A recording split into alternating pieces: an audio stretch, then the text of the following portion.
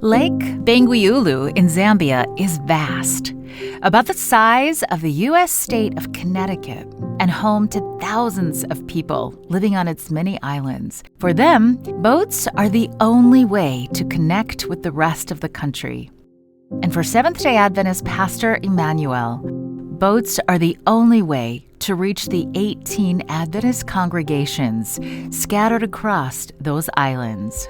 Emmanuel has embarked on these waters many times to encourage the 1,300 Adventists who worship here. But one journey stands out for him, a heartbreaking day when he attended the funeral of 14 church members who drowned in the lake. My mind was like, hey, these today have died. Tomorrow people will die.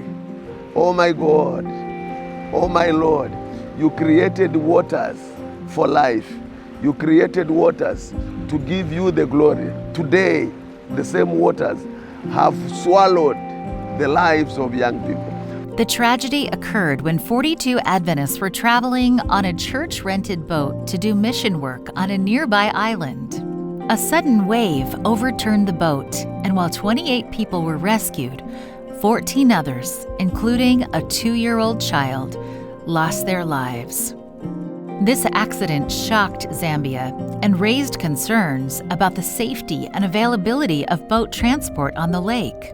Regular boat services are rare, with the government ship only crossing once a week. Anyone traveling at other times has to rent a boat, often in unsafe conditions. But the people here have no choice but to travel across the water for their livelihood. In this area is a very big challenge, especially crossing onto the other side. You cross the lake with the understanding that some other people previously died on the same lake, and then you have to cross. At the funeral, a government leader asked the Adventist Church to help prevent such tragedies in the future. The church accepted the challenge, committing to provide a safer, more reliable boat service for the community. A bigger boat where people will cross this lake, that boat will be a means of evangelism, will be a means of healing, will be a means of encouragement and fellowship. People will come and see the Lord Jesus Christ because of that mission boat. The new mission boat will carry up to 60 passengers and offer a safe, affordable way to travel. It's going to help them move from one place to another, from one island to the other island, from the mainland to the swamp areas of Bangweulu. But it's not just about transport. This boat will have television screens showing Adventist programming such as singing and preaching. With your help, we can make this vision a reality. The boat will help spread the gospel and save lives, turning a tragedy into a blessing for the people of Lake Bangweulu. Your generous offering today will help fund this mission boat and support projects throughout the Southern African Indian Ocean Division. Together, we can make a difference. Thank you for planning a generous offering. When Avoyile arrived in Umhlanga, she had no family, no friends, and no idea where she belonged. She had just started her first job far from home, and the loneliness was overwhelming. She was searching, not just for a church, but also for a place where she truly felt seen. Then she visited Lighthouse Adventist Church, and everything changed. When I came here, it really just felt like home. Like I really felt seen, and there was just a warmth in this place that I had never experienced before, and I just kept on coming back. Avoyile first heard about the Seventh-day Adventist Church back in university through someone close to her. Curious, she began attending, but when she moved to Umhlanga, she had to find a new church family on her own. Normally, I'm someone that just comes to church and then I just disappear soon after that, but they wouldn't let me go. They really interested in who you are as a person. So that's what I experienced, you know, and that really it touched me. In Lighthouse, Avoyile found what she was looking for, a place to belong. She kept coming back, and her faith deepened.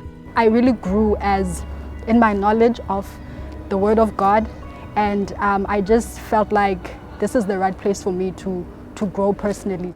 One of the first people who welcomed Avoyile was Thabo, who lives in Umhlanga and understands the needs of this city. Umhlanga is a city of contrasts. It's home to wealthy individuals and young professionals, but also to families struggling behind closed doors. Broken relationships, addiction, and loneliness are hidden beneath the surface. So some of the social problems that we found as we're researching are all family related. You know, it's family, broken marriages, domestic related violence. There's an upsurge of drug use in the area. But it's because it's an affluent society, people are able to hide those things, but they all have impact on family life. That's why the Adventist Church here plans to create an urban center of influence, a safe place where people can find counseling, family support, and a true sense of belonging, just like Avoyile did at the church. For us to be able to do what we need to do, we need to understand the needs of the society. We need to know what the people need.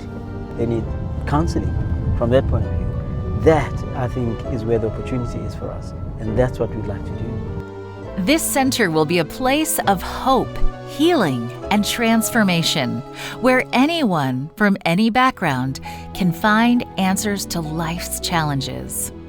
The truth is that everybody needs Jesus, because I think Jesus is the answer. And not all these problems that are in this society here.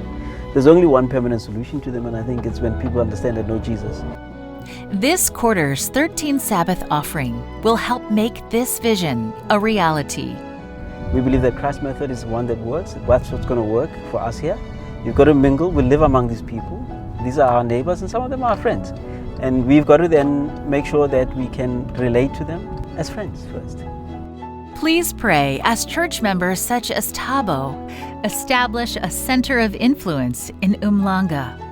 Thank you for supporting the 13th Sabbath offering.